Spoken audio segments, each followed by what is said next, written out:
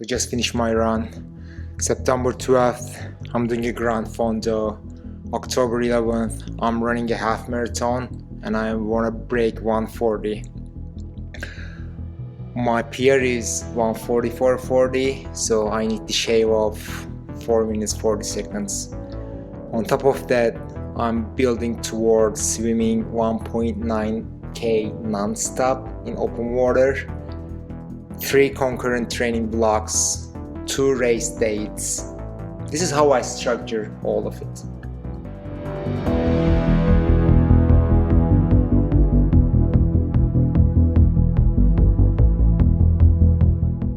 Most people pick one goal at a time, a race, a PR, or a distance.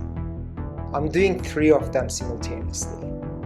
A sub 140 half marathon, an IRONMAN 70.3, and a 24-week open water swim program, which eventually is going to shave off a big chunk of my Ironman swim time. I currently have 2 race dates. September 12th is my Gran Fondo. That's a big bike event from Vancouver to Whistler, and I'm super excited. October 11th is my half marathon. That's my A goal for now, sub 140, and the swim. It's a long-term build toward triathlon races. 3 disciplines, 2 races, 1 system.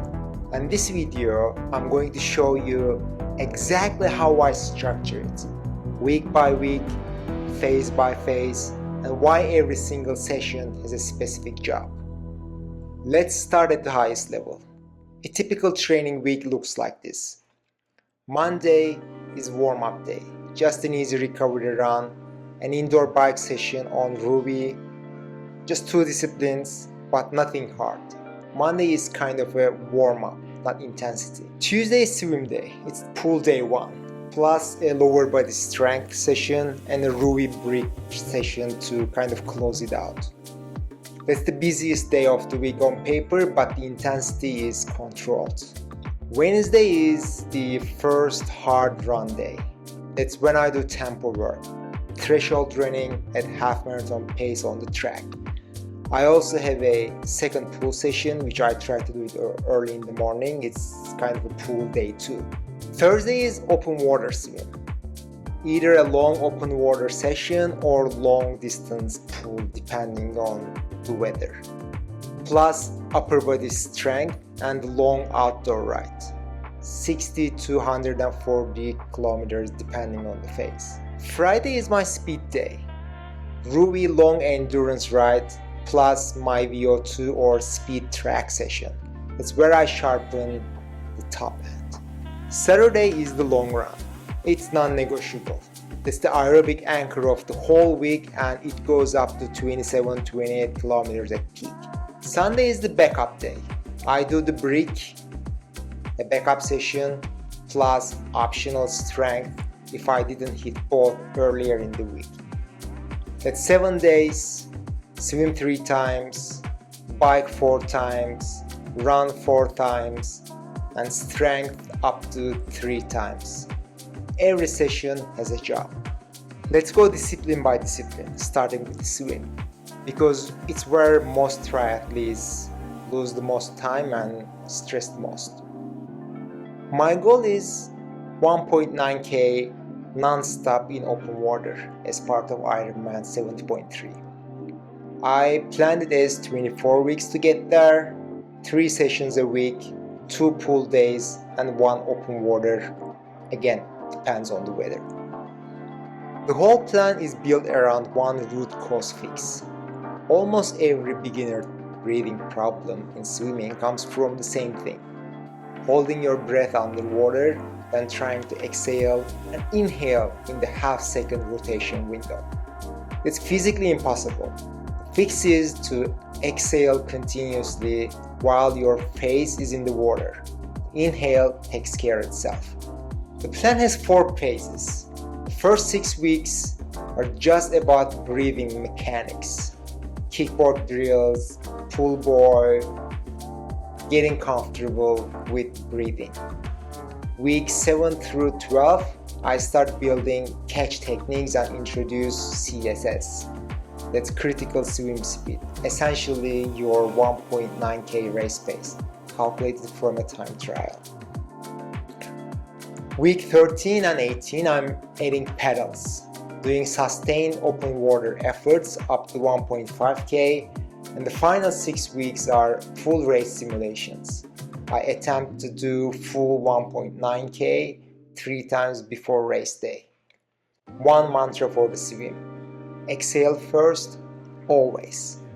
My bike goal is twofold. First, finish the Gran Fondo from Vancouver to Whistler, that is 122 kilometers, on September 12th. Second, build the engine that will eventually carry me through the 70.3 bike leg in under 2 hours 30 minutes. Everything in this plan pointed at those two targets. My FTP is 237 watts. Everything in this plan build off that number. All my zones, all my targets, all my intervals. I retest every 4 to 5 weeks, and the zones auto scale. 4 rides a week. Monday is a structured Ruby indoor session. The type changes by phase, starting with zone 2 endurance phase and progressing through sweet spot, threshold, and VO2 intervals as the weeks go on.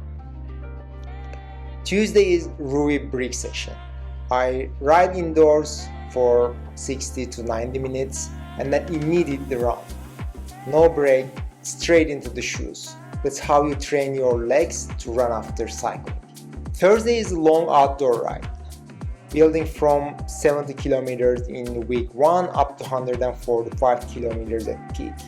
That's the Vancouver to Whistler distance and a bit more, and so that's why I planned it accordingly. Friday is a Ruby long endurance session focused on kind of sustained aerobic work and race pace efforts. And Sunday has a backup brick if needed. Race pace for me on the bike is 82 to 88% of my FTP. That's equivalent to zone 3. For the Gran Fondo, I need to hold on that for 122 kilometers through some serious climbing. And eventually for an IRONMAN 70.3, I need to hold it for 90 kilometers and still run a half marathon afterward. One mantra for the bike: trust the zones. If you are going harder than the zone says, you are kind of spending money you need later. Run is where my A goal lives. Sub 140 half marathon on October 11th. Current PR is 144.40, so I'm trying to drop 5 minutes. That's meaningful. Before I get into the plan, a bit of context on my running journey, because I think it matters. I started running in 2024. In my first half marathon, I finished in 2 hours 10 minutes plus a few seconds. The following year, I brought it down to 153. Then in 2026, I ran 145.51, and a few months later, I ran 144.40. I'm my own coach. No training group, no paid program, just research, structure, and consistency. And now I'm chasing sub 140. That's where the Norwegian method comes in. I'm using a Norwegian method. It's kind of 4 days a week, built around 2 core principles. First, double threshold. 2 sessions per week where I run at half marathon pace, which is 4 minutes 40 to 4 minutes 44 seconds per kilometer. So I just did a tempo workout. It's basically 2k warm up, 4 times half marathon pace, 90 seconds in between, and 1.5k cool down. This was the last week of base phase, so next week I'll start the build phase. The volume is gonna increase, intensity is gonna increase, so it's gonna be fun. So yeah, It's a nice session. First rep, I was quite fast. I did try something new, so I tried to increase my cadence, and I believe it was around 185, 190, and that's why I was fast, but I couldn't keep up for the second, third, and fourth one. But overall, it was a good workout. See you on the next one. High stimulus, controlled fatigue. That's Wednesday, and it's also embedded in my long runs on Sundays. Second, easy is easy. My Monday runs and long runs are genuinely aerobic.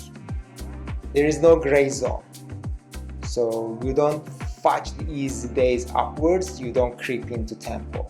Every run is a specific job. Friday I do one speed session, either VO2 reps at 10k effort or pure speed work at 5k pace. It's kind of your ceiling raiser. It builds the aerobic capacity above race pace, so race pace starts to feel more comfortable. One mantra for run: easy is easy. If you're in the gray zone, you are doing it wrong. Now here's what ties it all together. Every discipline runs through the same 4 phases: base, build, peak, and taper. And they align across all 3 plans simultaneously, except swim. Week 1 through 4 are base. I'm not trying to go fast, I'm trying to build the engine quietly. So it's long, slow miles, introductory intervals, break sessions, breathing fundamentals in the pool. Week 5 through 9 are built. Volume goes up. Threshold intervals get longer, breaks get harder. The 100-kilometer outdoor ride happens in this block. This is where the adaptation actually happens. Week 10 through 13 are peak, maximum race-specific stress on your body. Long run goes up to 28-27 kilometers with multiple tempo blocks embedded. Outdoor ride hits 130 to 145 kilometers. Open water swim simulations. This is where I find out what I'm made of. Week 14 and 15 are taper. Volume drops 40%, intensity stays. The goal is to shed fatigue while keeping sharpness. You don't get fitter in the taper week, you just finally get to absorb everything you built. 3 plans, 1 timeline, 2 race days set. First race is on September 12th, the Gran Fondo. That week I back off run volume completely. Short Ruby activation Tuesday, easy spin Thursday, full rest Friday, and race on Saturday. The half marathon is still 4 weeks away, so I'm not tapering everything, just the bike. Then October 11th is the half marathon, the A goal. Full taper that week, easy shakeout Monday, mini threshold activation Wednesday, press race strides Friday, and full rest on Saturday. Eventually, race is on Sunday. I've been building towards this since the start of the year, so the whole point of having a system, a real structured plan, is that when race morning comes, there is nothing to figure out. You have already done the work, you just need to execute.